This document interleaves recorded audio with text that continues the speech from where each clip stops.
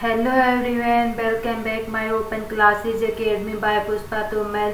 Guys, आज की जो क्लास है वो ज्योग्राफी क्लास 6 एनसीईआरटी का टॉपिक करेंगे, जो बहुत ही इम्पोर्टेंट टॉपिक है। गाइज, यहाँ से क्वेश्चन हर बार, चाहे सी टेट हो, एस टेट हो, यूपी टेट हो, कोई भी एग्जाम हो, उसमें यहाँ से क्वेश्चन जरूर आता है। तो गाइज चलो हम स्टार्ट करते हैं आज का टॉपिक है। आज का जो टॉपिक है वो है ग्लोब अक्षांश एवं देशांतर। आज का क्या है भी टॉपिक हमारा, ग्लोब अक्षांश एवं देशांतर। इसमें क्या बताया है भी, जो हमारी पृथ्वी है वो गोलाकार नहीं होती, यह उत्तर और दक्षिण ध्रुवों पर थोड़ी चपटी और मध्य में थोड़ी उभरी हुई होती है। कैसी होती है भी जो हमारी पृथ्वी है वो क्या बताया है भी इन्होंने कि गोलाकार नहीं होती, यह उत्तर और दक्षिण ध्रुवों पर थोड़ी चपटी और मध्य में थोड़ी उभरी हुई होती है। लेकिन इसमें क्या बताया है, जो ग्लोब पृथ्वी का लघु रूप है उसमें एक वास्तविक प्रतिरूप बताया है। क्या बताया है फिर, जो ग्लोब प्रतिरूप का एक वास्तविक प्रतिरूप इन्होंने बताया गया है। किसका भी, ग्लोब का भी पृथ्वी का एक लघु रूप होता है और वह वास्तविक प्रतिरूप होता है। आगे क्या है, बीच में जो ग्लोब है वो विभिन्न आकार व प्रकार के हो सकते हैं, जैसे कि बड़े ग्लोब होते हैं, और एक ग्लोब कैसा होता है भी, जो बड़ा ग्लोब होता है वो आसानी से एक स्थान से दूसरे स्थान तक नहीं ले जा सकते। लेकिन एक ग्लोब ऐसा आता है जो पॉकेट में रखने योग्य आता है, उसको एक छोटा सा ग्लोब आता है जो एक गुब्बारे की तरह जैसे देखने वाला ग्लोब होता है, और उसमें हवा भी भरी जाती है, तो उसको आसानी से एक स्थान से दूसरे स्थान तक ले जाया जाता है। इसमें क्या बताया है, जो ग्लोब होता है, बड़े ग्लोब होता है, वो तो एक स्थान से दूसरे स्थान तक नहीं ले जा सकते। लेकिन जो एक छोटा सा ग्लोब भी आता है उस गुब्बारे जैसा, उसको हवा भरी जाती है और एक स्थान से दूसरे स्थान पर भी उन्होंने ले जाया जाता है। पृथ्वी स्थिर नहीं, ग्लोब स्थिर नहीं होता है, इसमें उसी प्रकार घुमाया जाता है जैसे कुम्हार का पहिया लट्टू की तरह घुमाता रहता है। ये है भी हमारा ग्लोब। तो इसमें ग्लोब क्या है भी, यह स्थिर नहीं होता, इसको हम कहीं भी घुमा सकते हैं। ऐसे नहीं कि भी हम जैसे कि ये एक एक्स की वो है और ये ग्लोब है अंदर, तो इसको हम इधर उधर भी कर सकते हैं। पृथ्वी के समान किसी भी गोले पर किसी भी बिंदु की स्थिति का वर्णन करना बहुत ही कठिन होता है। इसमें क्या बताया भी, जो पृथ्वी का जो समान है वो किसी भी गोले की किसी भी बिंदु की स्थिति में करना कठिन होता है, और इस पर जो किसी भी स्थान की स्थिति जैसे कि हम कैसे बता सकते हैं, उसकी कुछ बिंदुओं व रेखाओं को संदर्भ में करने के लिए क्या आवश्यक है। अब मेन टॉपिक है, यहाँ से भी इम्पोर्टेंट टॉपिक है भी, यहाँ से क्वेश्चन आ चुका है कि जो एक सुई ग्लोब में झुकी हुई होती है उसकी अवस्था में स्थित होती है उसे क्या कहते हैं। तो जो एक सुई ग्लोब में झुकी हुई अवस्था में स्थित होती है उसे हम क्या बोलेंगे भी, एक्स बोलेंगे। क्या बोलेंगे भी, एक्स है। एग्जाम में ऐसे पूछ रहे थे जैसे कि डेफिनेशन दे दी और इसमें से ये ऑप्शन दे दिए कि बी ये क्या है, तो ऐसे ये क्या है भी, एक्स है भी। कोई भी जैसे कि एक सुई ग्लोब में झुकी हुई अवस्था में इसको स्थिर होता है उसे हम क्या बोलेंगे, एक्स बोलेंगे। ग्लोब पर वे दो बिंदु जिसमें होकर गुजरती है उत्तर और दक्षिण ध्रुव। ग्लोब में इस सुई का जो चारों ओर पृथ्वी की भांति पश्चिम से पूरब की ओर घुमाया जाता है। लेकिन याद रहे कि जो इन दोनों में एक अंतर होता है कि जो पृथ्वी की वास्तव में किसी को कोई सुई नहीं होती। इसमें देखो भी, एग्जाम में किसी भी टाइप से कोई भी क्वेश्चन आ सकता है, तो यहाँ से इम्पोर्टेंट टॉपिक है भी कि जो एक सुई है वो ग्लोब के झुकी हुई अवस्था में स्थित होती है उसे क्या कहेंगे भी, एक्स कहेंगे। लेकिन ग्लोब में दो बिंदु जिसमें होकर गुजरती है उत्तर और दक्षिण है। किन किन दो बिंदु में होकर गुजरती है भी सुई ग्लोब में, उत्तर और दक्षिण है। ग्लोब में एक सुई की चारों ओर पृथ्वी की भांति पश्चिम से पूरब की ओर घुमाया जाता है, और पृथ्वी पर वास्तव में कोई भी सुई नहीं होती, और इन दोनों में एक अंतर भी पाया जाता है। यह अपने एक्स पर चारों ओर घूमती है और इसे हम क्या कहेंगे भी, काल्पनिक रेखा भी कहेंगे। एक अन्य काल्पनिक रेखा के ग्लोब में दो बराबर भागों में बांटी गई है, इसे हम विषुवत वृत्त कहा जाता है। जो काल्पनिक रेखा भी ग्लोब के दो बराबर भागों में बांटी जाती है उसे हम क्या कहेंगे भी विषुवत वृत्त कहेंगे। जैसे कि पृथ्वी के उत्तर में जो स्थित आधा भाग होता है उसको उत्तरी गोलार्ध बोलेंगे, और जो दक्षिण के आधे भाग को हम क्या कहेंगे भी दक्षिणी गोलार्ध। मोस्ट इम्पोर्टेंट टॉपिक है भी यहाँ से कि जो एग्जाम में ऐसे लाइन पूछ दिया जाता है और इसमें ये पूछ लेते हैं कि भी कौन सी सही है, इनकी व्याख्या सही है या गलत है कि तो इसमें क्या बताया भी जो पृथ्वी का उत्तर भाग में आधा जो स्थित भाग होता है उसको उत्तरी गोलार्ध कहेंगे, और जो दक्षिण भाग में स्थित होती है उसको दक्षिणी गोलार्ध कहेंगे। ये दोनों बराबर के आधे भाग होते हैं और इस प्रकार विषुवत वृत्त पृथ्वी की एक काल्पनिक वृत्त बताती है, और यह पृथ्वी पर विभिन्न स्थानों पर स्थिति बताते हुए इन्होंने क्या बताया भी महत्वपूर्ण बताया है। आगे क्या है भी जो विषुवत वृत्त के ध्रुवों पर स्थित सभी समानांतर वृत्त को हम क्या कहेंगे अक्षांतर देशांतर कहेंगे। क्या कहेंगे भी अक्षांतर देशांतर। तो जो सॉरी भी अक्षांश और समानांतर रेखाएं। एग्जाम में क्या पूछ लिया जाता है कि भी जो समानांतर रेखाएं हैं, समानांतर रेखाएं नहीं दी जाती तो अक्षांश रेखाएं दी जाती हैं, तो इसमें भी क्या कहलाता है। तो जो विषुवत वृत्त है उसके ध्रुवों पर स्थित सभी समानांतर वृत्त के अंश को उन्होंने मापा जाता है। विषुवत वृत्त के शून्य अंश के अंकांश को दर्शाती है, और विषुवत वृत्त के दोनों तरफ ध्रुवों के बीच में दूरी पृथ्वी के चारों ओर वृत्त का 1/4 भाग होता है, और इसके जो भाग है वो कितना होता है भी 360 अंश का होता है, यानी कि 1/4 और 90 अंश होते हैं। इस प्रकार जो 90 अंश उत्तरी अक्षांश और उत्तर ध्रुवों पर दर्शाती है, और 90 अक्षांश दक्षिणी अक्षांश दक्षिण को दर्शाती है। आगे क्या है भी जो विषुवत वृत्त है उसके उत्तर की जो सभी समानांतर रेखाएं उत्तरी अक्षांश कहलाती है। एग्जाम में किसी भी टाइप से घुमा फिरा के क्वेश्चन पूछ लेता है भी, जैसे कि लाइन दे दी जाती है और उसमें ये पूछ लेते हैं कि भी ये पर ग्लोब है, एक्स है या फिर उत्तरी अक्षांश है या फिर दक्षिणी अक्षांश है, या फिर लाइन देकर ऐसे पूछ लेते हैं कि भी इसमें क्या व्याख्या इनकी सही है या फिर गलत है। तो इसमें जो उत्तरी अक्षांश है उसे किसे कहते हैं भी विषुवत वृत्त के उत्तर की सभी समानांतर रेखाएं क्या होती है भी उत्तरी अक्षांश कहा जाता है, और विषुवत वृत्त के दक्षिण स्थित में सभी समानांतर रेखाओं को क्या कहेंगे भी दक्षिणी अक्षांश कहेंगे। प्रत्येक अक्षांश का जो मान होता है वो दिशा यानी उत्तर दिशा और दक्षिण दिशा के लिखा जाता है।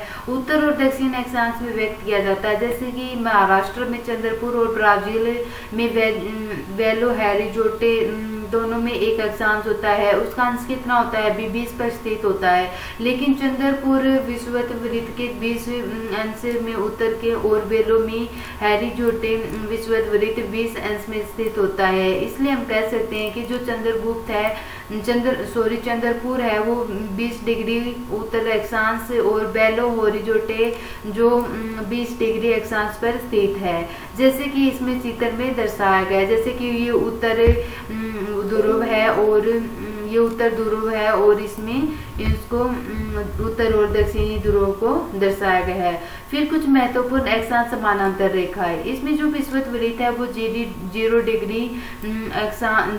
डिग्री और उत्तर ध्रुव है वो कितना होता है भी 90 डिग्री होता है, और इसमें दक्षिणी ध्रुव 90 दक्षिण के अतिरिक्त इन्होंने 4 भागों में इनको रेखा इनकी 4 भागों में क्या बताया भी इनकी रेखाएं बताई हैं। जो विषुवत वृत्त है वो कितनी होती है भी 0 डिग्री और उत्तर ध्रुव कितने होते हैं भी 90 डिग्री उत्तर दक्षिण, और जो दक्षिण है वो कितनी है भी 90 डिग्री दक्षिण। तो इसलिए क्या बताया है भी 4 महत्वपूर्ण समानांतर रेखाएं बताई है।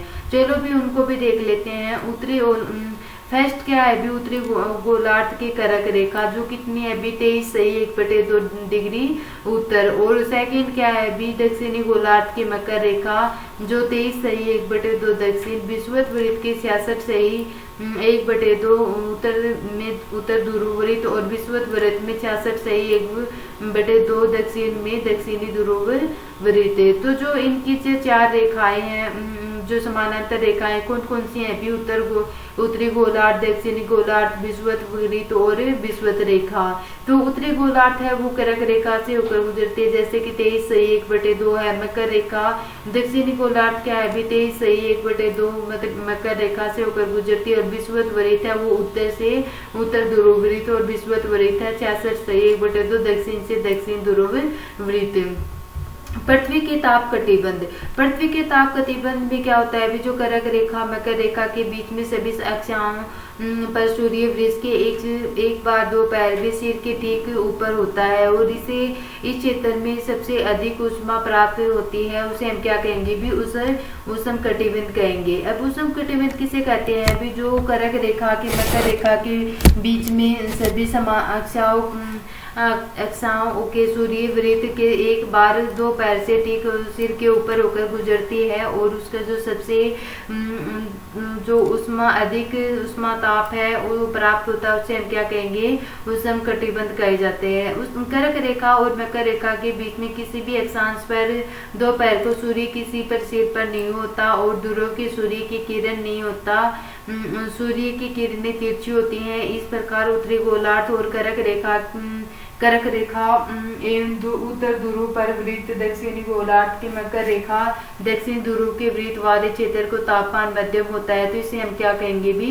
शीतोष्ण कटिबंध कहा जाता है। तो उष्ण कटिबंध किसे कहते हैं भी? जो कर्क रेखा और मकर रेखा के बीच में जो सभी अक्षांश होती हैं, जो सूर्य के एक बार सिर के ऊपर होता है, उसे क्या कहेंगे भी? जो उष्ण कटिबंध होते हैं। लेकिन जो सूर्य की किरण है वो सिर के ऊपर नहीं होता, और जो ध्रुव की तरह सूर्य की किरणें तिरछी होती हैं, और उत्तरी गोलार्ध में कर्क रेखा उत्तर ध्रुव और दक्षिणी गोलार्ध जो मकर रेखा की दक्षिण ध्रुव पर बीच में क्षेत्र के तापमान मध्यम रहते हैं, उसे हम क्या कहेंगे भी? शीतोष्ण कटिबंध कहा जाता है। उत्तरी गोलार्ध में उत्तर ध्रुव पर एक उत्तरी ध्रुव और दक्षिणी ध्रुव पर दक्षिण ध्रुव और दक्षिणी ध्रुव के बीच में जो क्षेत्र होता है वो ठंड बहुत होती है, और वहां पर सूर्य की जो स्थिति है वो ज्यादा ऊपर नहीं होती, और इसे हमें शीत कटिबंध कहलाती हैं। फिर है देशांतर क्या है? विदेशांतर क्या है भी? जो किसी भी स्थान पर स्थिति को बताने के लिए उस स्थान पर जो अक्षांश के अतिरिक्त कुछ जानकारियां आवश्यक हो सकती हैं, जैसे कि प्रशांत महासागर में स्थित टोंगा द्वीप व हिंद महासागर के स्थित मॉरिशन द्वीप के एक अक्षांश 20 डिग्री 00 दक्षिण पर स्थित होती है, और सही स्थिति को जानने के लिए हम पता लगा सकते हैं कि जो उत्तर ध्रुव और दक्षिण ध्रुव की जोड़ने वाली संदर्भ रेखा होती है वो पूर्व से पश्चिम की ओर उनकी जो स्थान होता है उनकी दूरी कितनी होती है।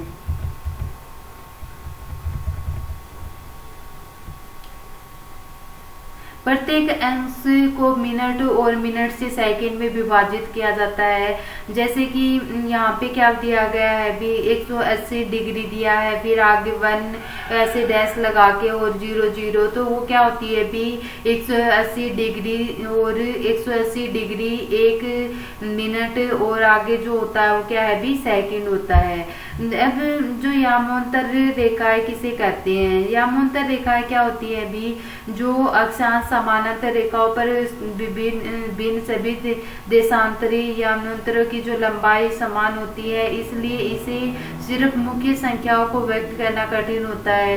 तब सभी देशों में निश्चित किया जाता है जो ग्रीनिच, जहां ब्रिटिश राजकीय वेधशाला होती है, वहां से होकर गुजरने की यामांतर की जो रेखाएं होती हैं उनको पश्चिम से गिनती शुरू की जाती है, और जो क्या कहलाता है भी यानांतर का प्रमुख देश यानांतर भी कहा जाता है। और इनका मान कितना होता है भी 0 डिग्री देशांतर होता है, और यहाँ पर 80 डिग्री से पूर्व और 80 डिग्री पश्चिम पर उन्होंने क्या की जाती है भी गणना की जाती है। प्रमुख यानांतर की 180 डिग्री यानांतर पर मिलकर पृथ्वी के 2 समान भागों पूर्वी गोलार्ध और दक्षिण गोलार्ध के विषुवत करती है। इसलिए किसी भी स्थान पर देशांतर के आगे पूर्व के लिए अक्सर पूर्व और पश्चिम के उत्तर पूर्व के उनको क्या किया जाता है भी उनका उपयोग किया जाता है।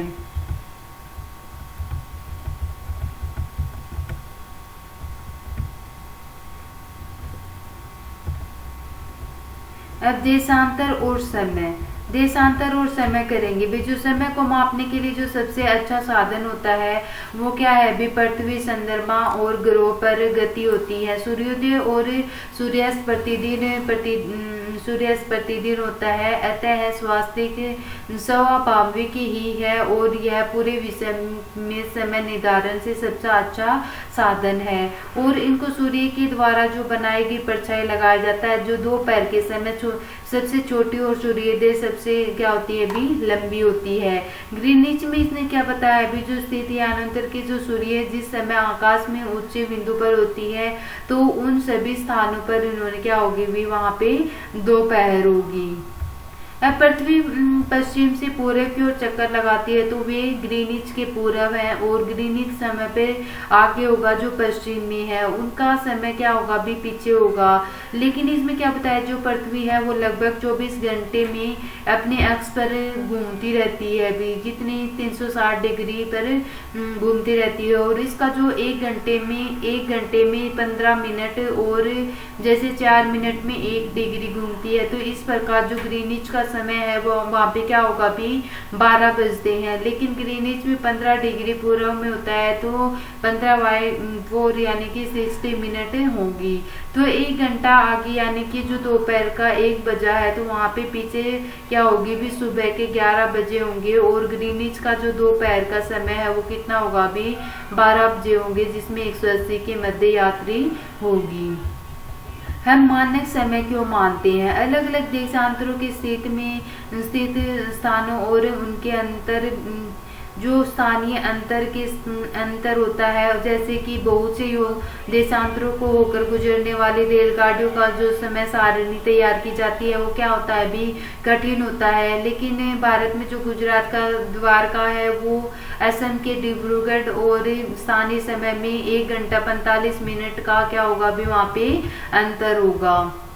तो इसमें भारत ग्रीनिच में 82 डिग्री 30 मिनट पूर्व में स्थित होती है, और यहाँ यहाँ का जो समय होता है वो क्या होता है भी, 5 घंटा यानी 5 घंटा 30 मिनट आगे होगा। और लंदन में क्या होगा भी, 2 बजे होंगे, जब भारत का जो शाम का समय क्या होगा भी, 7:30 होगा। तो इसमें क्या बताया, जो रूस में इन्होंने 11 मानक समूह को अपनाया गया है, जो पृथ्वी की एक घंटे के लिए 24 घंटों का जो समय बांटा गया है, और इसमें प्रत्येक समय में 15 डिग्री देशांतर का समय को इन्होंने क्या करता है अभी, घेरता है। तो गाइस ये था आज का टॉपिक हमारा लेसन चैप्टर 2। गाइज अगर आज की क्लास पसंद आई हो तो प्लीज चैनल को लाइक, सब्सक्राइब और शेयर कर देना, ताकि आने वाली हर क्लास का आपको नोटिफिकेशन मिलता रहे। गाइज मैंने ज्योग्राफी के साथ साथ में हिस्ट्री और पॉलिटिकल और CDP हिंदी की क्लास भी स्टार्ट करवा रखी है, तो आप प्ले लिस्ट में जाकर चेक कर लीजिए। ठीक है guys, bye bye, take care, thank you so much, bye bye, thank you.